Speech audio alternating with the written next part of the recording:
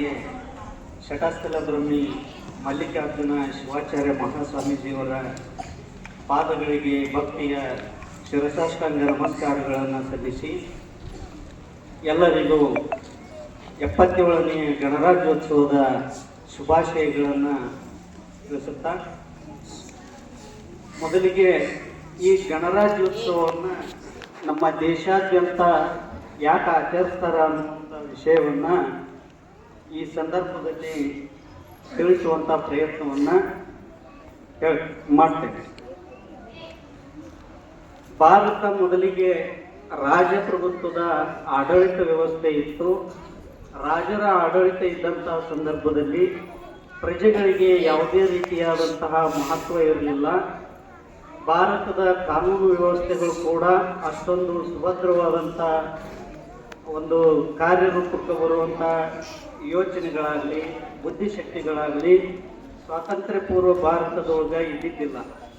ಅದನ್ನು ಸ್ವಾತಂತ್ರ್ಯ ನಂತರದ ಕಲ್ಪನೆಯನ್ನು ಕೊಟ್ಟರು ನಮ್ಮ ದೇಶದ ಉಕ್ಕಿನ ಮನುಷ್ಯ ಅಂತೇಳಿ ನಾವೇನು ಕರಿತೀವಿ, ಆ ಒಂದು ಸರ್ದಾರ್ ವಲ್ಲಭಭಾಯಿ ಪಟೇಲ್ ಅವರ ಒಂದು ದೂರದೃಷ್ಟಿಯ ಚಿಂತನೆಯಿಂದಾಗಿ ಭಾರತದಲ್ಲಿ ಏನಾಯಿತು ಅಂತಂದರೆ ಒಂದು ಹೊಸ ಕಾನೂನು ರೂಪುರೇಷೆಗಳನ್ನು ತಯಾರು ಮಾಡುವಂತಹ ಕಲ್ಪನೆಯನ್ನು ಪ್ರಾರಂಭವಾಯಿತು ಆ ಸಂದರ್ಭದಲ್ಲಿ.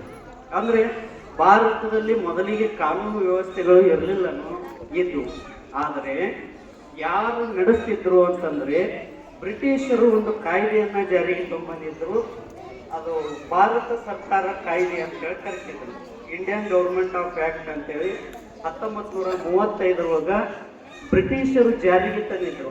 ಆ ಕಾನೂನಿನ ಪ್ರಕಾರ ಭಾರತದಲ್ಲಿ ಕಾನೂನು ವ್ಯವಸ್ಥೆಗಳು ನಡೀತಿದ್ದು, ಅಲ್ಲಿ ಬ್ರಿಟಿಷರದೇ ಪ್ರಾಬಲ್ಯ ಇತ್ತು, ಭಾರತೀಯರಿಗೆ ಯಾವುದೇ ಅವಕಾಶಗಳು ಇದ್ದಿದ್ದಿಲ್ಲ.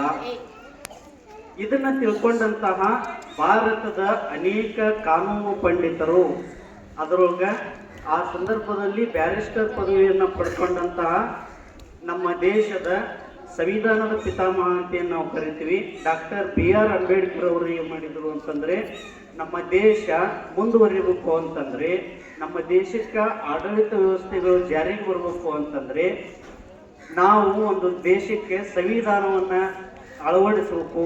ಆ ಸಂವಿಧಾನವನ್ನು ಅಳವಡಿಸಿದಾಗ ಮಾತ್ರ ನಮ್ಮ ದೇಶದಲ್ಲಿ ಎಲ್ಲ ಕಾನೂನು ಸುವ್ಯವಸ್ಥೆಗಳು ಏನಂದ್ರೆ ಶಿಸ್ತುಬದ್ಧವಾಗಿರ್ತಾವೆ ಅನ್ನುವಂಥ ಕಲ್ಪನೆಯನ್ನು ಡಾಕ್ಟರ್ BR ಅಂಬೇಡ್ಕರ್ ಅವರು, ಡಾಕ್ಟರ್ ರಾಜೇಂದ್ರ ಪ್ರಸಾದ್ ಅವರು, ಸರ್ದಾರ್ ವಲ್ಲಭಭಾಯಿ ಪಟೇಲ್ರು, ಜವಾಹರ್ಲಾಲ್ ನೆಹರು ಅವರು ಏನು ಮಾಡಿದರು ಅಂತಂದರೆ, ಏನು ಬೇರೆ ಬೇರೆ ದೇಶಗಳಿಂದ ದೇಶ ಸುತ್ತಿ ಕೋಶ ಓದು ಅನ್ನುವಂಥ ಒಂದು ಏನು ಗಾದೆ ಮಾತೈತಲ್ಲ, ಅದರ ಅಂಗ ಏನು ಮಾಡಿದರು ಅಂತಂದರೆ, ಬೇರೆ ಬೇರೆ ದೇಶಗಳಿಂದ ಏನು ಮಾಡಿದರು ಅಂತಂದರೆ ಕಾನೂನುಗಳನ್ನು ಅಧ್ಯಯನ ಮಾಡಿದರು.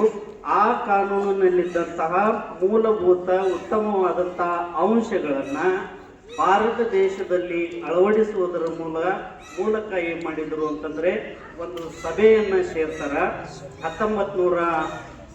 1947 ಡಿಸೆಂಬರ್ನೊಳಗೆ ಸಭೆಯನ್ನು ಕರೀತಾರೆ.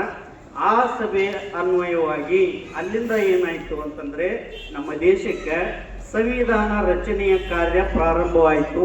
ಆ ಸಂವಿಧಾನ ರಚನೆಯ ಕಾರ್ಯ ಪ್ರಾರಂಭ ಮಾಡುವುದರ ಮೂಲಕ 2 ವರ್ಷ 11 ತಿಂಗಳು 18 ದಿನಗಳ ಕಾಲ ನಮ್ಮ ದೇಶದ ಸಂವಿಧಾನ ರಚನೆ ಕಾರ್ಯ ನಡೆದಿತ್ತು.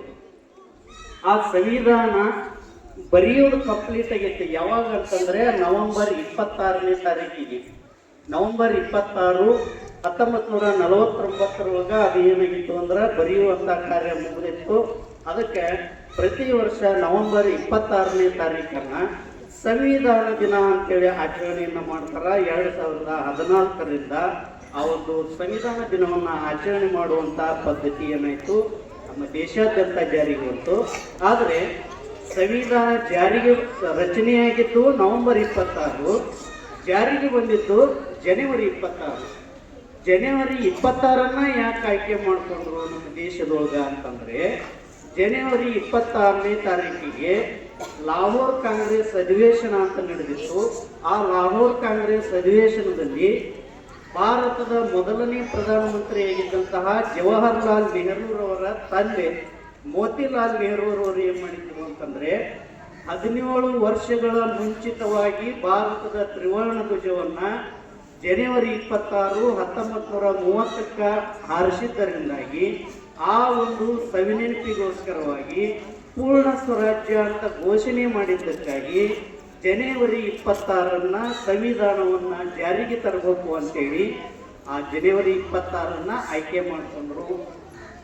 ಅಂದಿನಿಂದ ಏನಾಯಿತು ಅಂತಂದ್ರೆ ಪ್ರತಿ ವರ್ಷ ಜನವರಿ 26 ರಾಜಪ್ರಭುತ್ವದ ಆಡಳಿತ ಕೊನೆಗಂಡು ಪ್ರಜಾಪ್ರಭುತ್ವದ ಆಡಳಿತವನ್ನ ಜಾರಿಗೆ ತಂದಿದ್ದಕ್ಕಾಗಿ ಆ ಜನವರಿ 26 1950ರಿಂದ ದೇಶದಲ್ಲಿ ಬದಲಾವಣೆಗಳ ಪರ್ವ ಪ್ರಾರಂಭವಾಯಿತು ಸಂವಿಧಾನದಿಂದ.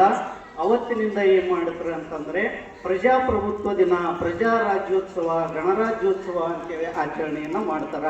ಪ್ರಜಾ ರಾಜ್ಯೋತ್ಸವ ಅಂತಂದ್ರೆ ಪ್ರಜೆಗಳಿಗೆ ಅಧಿಕಾರ ಬಂದಿದ್ದಕ್ಕಾಗಿ ಪ್ರಜಾ ರಾಜ್ಯೋತ್ಸವ ಅಂತ ಕರೆದ್ರೆ, ಗಣರಾಜ್ಯೋತ್ಸವ ಅಂತ ಯಾಕೆ ಕರೀತಾರಂತಂದ್ರೆ ನಮ್ಮ ದೇಶ ರಾಜರ ಸಂಸ್ಥಾನಗಳಿದ್ದು 542ಕ್ಕೂ ಹೆಚ್ಚು ರಾಜ ಸಂಸ್ಥಾನಗಳಿದ್ದು ಅವುಗಳನ್ನ ಎಲ್ಲವನ್ನ ಒಂದುಗೂಡಿಸಿದ್ದಕ್ಕಾಗಿ ಒಕ್ಕೂಟ ರಾಜ್ಯ, ರಾಜ್ಯಗಳ ಒಕ್ಕೂಟ ಅಂತೇಳಿ ದೇಶವನ್ನ ಕರೆಯಕ್ಕೆ ಪ್ರಾರಂಭ ಮಾಡಿದ್ರು. ಅದಕ್ಕೆ ಗಣರಾಜ್ಯವಾಗಿ ಆಗಿದ್ದಕ್ಕಾಗಿ ಜನವರಿ 26 ಗಣರಾಜ್ಯ ಪ್ರಜಾರಾಜ್ಯೋತ್ಸವ ದಿನ ಅಂತೇಳಿ ಆಚರಣೆಯನ್ನ ಮಾಡಿಕೊಂಡು ಹೋಗುವಂತ ಪದ್ಧತಿ ಜಾರಿಗೆ ಬಂತು. ಈ ಒಂದು ಎಲ್ಲ ಕಾರ್ಯಗಳು ಭಾರತ ದೇಶದಲ್ಲಿ ಜಾರಿಗೆ ಬರಲಿಕ್ಕೆ ಪ್ರಮುಖ ಕಾರಣರಾದಂಥ ವ್ಯಕ್ತಿ ಯಾರು ಅಂತಂದ್ರೆ ಡಾಕ್ಟರ್ BR ಅಂಬೇಡ್ಕರ್ ಅವರು. ಆ BR ಅಂಬೇಡ್ಕರ್ ಅವರ ಚಿಂತನೆಗಳು ಏನಿದ್ವು ಅಂತಂದ್ರೆ ಇಡೀ ಭಾರತ ದೇಶ ಅವರ ಕಾನೂನು ಪಾಂಡಿತ್ಯಕ್ಕೆ ಶರಣಾಗ್ತಿತ್ತು. ಅಂದ್ರೆ ಅವ್ರು ಹೇಳ್ತಿದ್ರು, ಏನಂತ ಹೇಳ್ತಿದ್ರು ಅಂತಂದ್ರೆ ಶತ್ರುಗಳು ಯಾವುದಕ್ಕೂ ಹೆದರಂಗಿಲ್ಲ, ನಿಮ್ಮ ಹತ್ರ ಏನು ವಿದ್ಯೆ ಇರ್ತೈತಲ್ಲ ಅದಕ್ಕೆ ಹೆದರ್ತಾರ. ಮೊದಲಿಗೆ ನೀವು ಏನ್ ಮಾಡ್ಬೇಕು ಅಂದ್ರೆ ಭಾರತೀಯರು ವಿದ್ಯೆಯನ್ನ ಪಡೆದುಕೊಳ್ಳುವಂತ ಪ್ರಯತ್ನವನ್ನ ಮಾಡ್ರಿ ಅಂತೇಳಿ ಡಾಕ್ಟರ್ BR ಅಂಬೇಡ್ಕರ್ ಅವರು ಹೇಳಿದ್ರಲ್ಲ. ಆ ವಿದ್ಯೆಯ ಪರಿಣಾಮವಾಗಿ ದೇಶದಲ್ಲಿ ಏನಾಯ್ತು ಅಂತಂದ್ರೆ ಭಾರತ ಸಂವಿಧಾನ ಜಾರಿಗೆ ಬಂತು. ಆ ಸಂವಿಧಾನದ ಈ ಒಂದು ಜಾರಿಗೆ ಬಂದಿದ್ದರಿಂದಾಗಿ ಅದಕ್ಕೆ ಶ್ರಮ ಪಟ್ಟಿದ್ದಕ್ಕಾಗಿ ಆ ಡಾಕ್ಟರ್ BR ಅಂಬೇಡ್ಕರ್ ಅವರನ್ನ ಏನಂತ ಕರೀತಾರಂದ್ರೆ ಸಂವಿಧಾನದ ಪಿತಾಮಹ ಅಂತ ಕರೀತಾರ. ಆ 1950ರಿಂದ ಭಾರತದಲ್ಲಿ ಮೊಟ್ಟ ಮೊದಲ ಬಾರಿಗೆ ಚುನಾವಣೆಗಳು ಪ್ರಾರಂಭವಾದವು. ಅಲ್ಲಿಂದ ಏನಾಯಿತು ಅಂತಂದ್ರೆ ರಾಜರ ಆಡಳಿತ ಕೊನೆಗೊಂಡು ಪ್ರಜೆಗಳು ಮತವನ್ನ ಹಾಕುವುದರ ಮೂಲಕ ಪ್ರಜಾಪ್ರಭುತ್ವ ಆಡಳಿತ ವ್ಯವಸ್ಥೆಯನ್ನ ಜಾರಿಗೆ ತರುವಂತ ಪ್ರಯತ್ನ ಮಾಡಿದ್ರು. ಅದಕ್ಕೆ ನಾವೊಂದು ಪ್ರಜಾರಾಜ್ಯೋತ್ಸವ, ಪ್ರಜೆಗಳ ಅಧಿಕಾರ ಇರುವಂತಹ ವ್ಯವಸ್ಥೆ ಇವತ್ತಿಗೂ ಕೂಡ ಒಂದು ಪರಂಪರೆ ಏನಾಗಿದೆ ಅಂತಂದ್ರೆ ನಡೆದುಕೊಂಡು ಬಂದಿರುವುದನ್ನು ನಾವು ಕಾಣ್ತೀವಿ. ಆಗಸ್ಟ್ 15ನೇ ತಾರೀಕಿಗೆ ಪ್ರಧಾನಮಂತ್ರಿಗಳು ದೆಹಲಿಯ ಕೆಂಪು ಕೋಟೆಯಲ್ಲಿ ಧ್ವಜಾರೋಹಣ ಮಾಡಿದ್ರೆ, ಜನವರಿ 26ನೇ ತಾರೀಕಿಗೆ ಭಾರತದ ತ್ರಿವರ್ಣ ಧ್ವಜವನ್ನ ಕೆಂಪು ಕೋಟೆಯಲ್ಲಿ ರಾಷ್ಟ್ರಪತಿಗಳು ಹಾರಿಸ್ತಾರ. ಯಾಕೆ ರಾಷ್ಟ್ರಪತಿಗಳು ಹಾರಿಸ್ತಾರ ಅಂತಂದ್ರೆ ರಾಷ್ಟ್ರಪತಿ ಭಾರತದ ಪ್ರಥಮ ಪ್ರಜೆಯಾಗಿರುವುದರಿಂದಾಗಿ, ಭಾರತ ಬದಲಾವಣೆಯಾಗಿದ್ದ ದಿನದಿಂದಾಗಿ ಅದಕ್ಕೆ ಏನ್ ಮಾಡ್ತಾರಂತಂದ್ರೆ ಜನವರಿ 26ನೇ ತಾರೀಕಿಗೆ ರಾಷ್ಟ್ರಪತಿಗಳು ಭಾಷಣ ಮಾಡ್ತಾರೆ ದೇಶವನ್ನು ಉದ್ದೇಶಿಸಿ. ರಾಷ್ಟ್ರಪತಿಗಳು ಜನವರಿ 26ನೇ ತಾರೀಕಿಗೆ ಧ್ವಜಾರೋಹಣವನ್ನು ಮಾಡ್ತಾರ. ಇದು ಏನಪ್ಪಾ ಅಂತಂದ್ರೆ ನಮ್ಮ ದೇಶ ಭಾರತ ಏನಾಗಿದೆ ಅಂತಂದ್ರೆ ಇವತ್ತ ಅನೇಕ ರೀತಿಯಾದಂತಹ ಬದಲಾವಣೆಗಳು, ಆಡಳಿತ ವ್ಯವಸ್ಥೆ ಏನಾದರೂ ಸುಭದ್ರವಾಗಿದೆ ಅಂತಂದ್ರೆ ಅದಕ್ಕೆ ನಮ್ಮ ದೇಶ ಒದಗಿಸಿಕೊಟ್ಟಂತಹ ಆ ಸಂವಿಧಾನ ಅದು ಏನಂತಂದ್ರೆ ಬಹಳ ಮಹತ್ವದ್ದಾಗಿದೆ.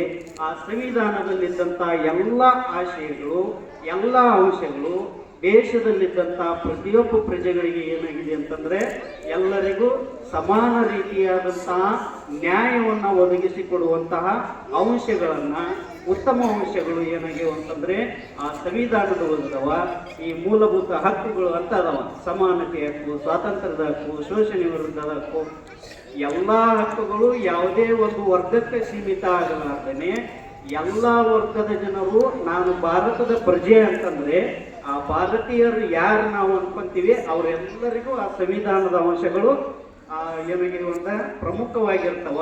ಆ ಸಂವಿಧಾನದಲ್ಲಿದ್ದಂಥ ಅಂಶಗಳನ್ನ ಭಾರತೀಯರಾದಂಥ ನಾವುಗಳು ಗೌರವಿಸೋಣ, ಅವುಗಳನ್ನು ಗೌರವ ಭಾವನೆಯಿಂದ ಕಾಣೋಣ ಅಂತೇಳಿ ನನಗೆ ಇಲ್ಲಿ ಮಾತನಾಡಲಿಕ್ಕೆ ಅವಕಾಶವನ್ನು ಮಾಡಿಕೊಟ್ಟಂತಹ ನನ್ನ ಸಿಬ್ಬಂದಿ ವರ್ಗಕ್ಕೂ, ವಿದ್ಯಾರ್ಥಿಗಳಿಗೂ ತುಂಬ ಹೃದಯದ ಧನ್ಯವಾದಗಳನ್ನು ಸಲ್ಲಿಸುತ್ತೇನೆ. ಜೈ ಹಿಂದ್.